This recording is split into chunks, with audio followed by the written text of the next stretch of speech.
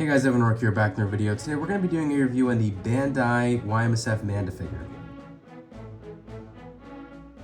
So this is one of the last Y-MSF figures of a figure that's not Godzilla. We're going to get into the Godzilla specifically Y-MSF figures in the next review. However, I got this guy at G-Fest. I believe they were selling two different Y-MSF Manda versions, but this one seemed the more movie accurate, the more destroy all monsters design type appeal. And keep in mind, I don't have a show on Manda, so this was definitely a good purchase. In any case, my favorite thing I like about this figure would be the detail. The detail on this figure is very much above average, and you can see that just throughout the entirety of it. First things first, needless to say, we have really good scales to go all across the top of the figure. We have good facial detail. I feel like they did a good job at showing kind of like his muscles. I don't know if you can make out that those nose, those eyes, those eyebrows, as well as this kind of like feather design that goes all the way around, kind of like a typical dragon. We also have these linear lines that go under the underbelly all the way from the tail to the start of the mouth here. Good teeth detail. I also like they did some very good detail with the tongue. But yeah, the teeth stand out very nicely because they're all differentiated. It's not like a copy and paste for each tooth. Good detail with the tail here, that feather-like appeal once again. And overall, very good detail. Let's get into the next thing I like about this figure.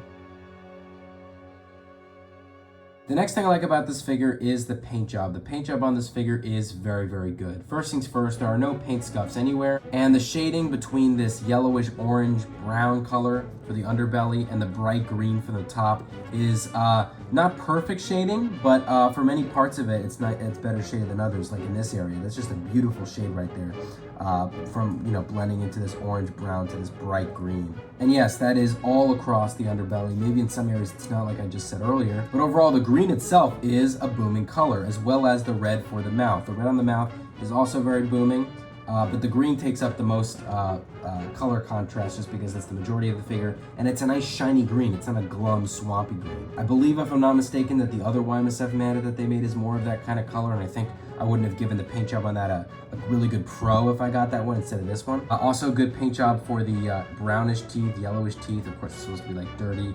Also white eyes there, black pupils, very nice. Let's get into the next thing I like about this figure.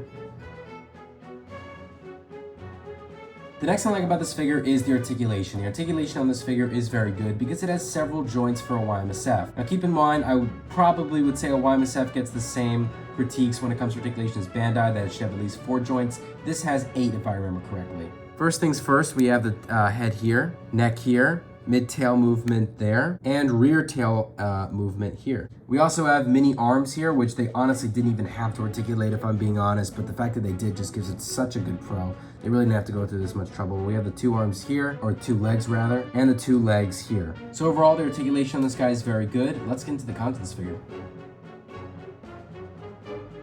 So when it comes to the cons of this figure, I really have one main con and one nitpick con. As far as the main con is concerned, of course, it's not easy to tell because you're just taking my word for this rather than just see it for yourself. But my main con is that this guy is extremely delicate. What many of you don't know is that I kind of scrapped the stop motion film I made around a month ago where Manda was supposed to fight Hedorah in a stop motion short battle. Long story short, his mouth here, this piece, which is not connected to the top, which I think is a major problem, broke off. It, just snapped right off.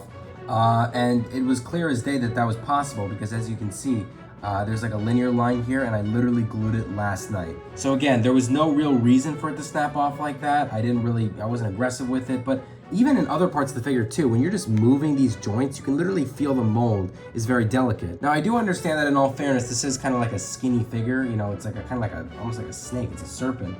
And it's supposed to be thin and narrow, and I understand that. But that doesn't really give an excuse that the mouth should have broken off so easily, but I didn't even recall touching it because I'm aware, as I just explained to you, that the mouth does not articulate. Another con I give, which is more so of a nitpick, is that even though I said the articulation were pros, there are certain joints which are very stiff. I would say this is more common with the mid-tail joint here. Of course, it's moving nice and smoothly now, but earlier it was not, as well as the rear tail end movement here. This was also a little stiff earlier. In any case, that is a very, very minor nitpick because it's not as stiff as I've seen other joints, and in total, I would rate this figure a 8.9 out of 10. This is a very good Y-MSF, and it is very much design accurate to the Destroy All Monsters Manda, assuming that's what they were trying to copy off here. So again, very, very good design. Highly recommend getting this. Of course, it is fairly expensive, but like most Y-MSFs. But yeah, anyways, I hope you enjoyed this figure review. Like, comment, subscribe. See you guys later. Bye-bye.